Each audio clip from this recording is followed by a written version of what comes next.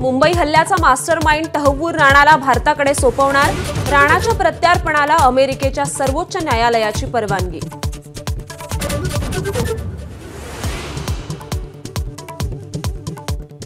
सरपंच हत्या प्रकरणातील आरोपी वाल्मिक कराडची सर्व संपत्ती जप्त करण्यासाठी एसआयटीचा अर्ज, रेकॉर्ड समोर येताच आणखी मालमत्ता जप्त होणार, सूत्रांची माहिती।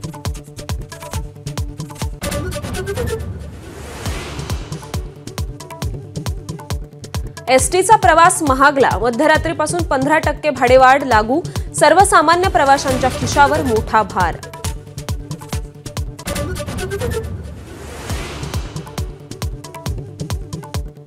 भंडाऱ्याच्या ऑर्डिनन्स फॅक्टरीमधील स्फोटात 8 जणांचा मृत्यू, अधिकाऱ्यांवर कारवाईच्या मागणीसाठी अप्रेंटिस धारक आणि ग्रामस्थांचा पोलीस ठाण्याबाहेर ठिय्या, तर चौकशीसाठी एसआयटी स्थापन।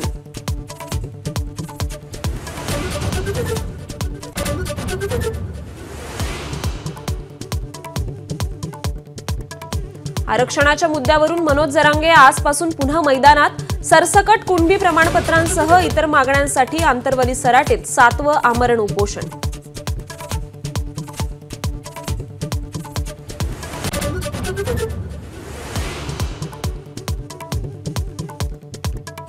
गुलेन-बॅरी सिंड्रोमची केंद्राकडून दखल, 3 सदस्यीय पथक पुण्यात येणार, अजित पवारांनी अधिकाऱ्यांकडून घेतली जीबीएस आजाराची माहिती।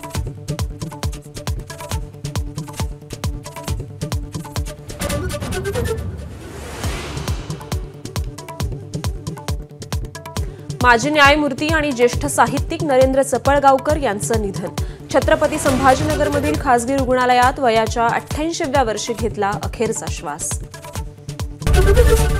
एबीपी माझा, उघडा डोळे बघा नीट।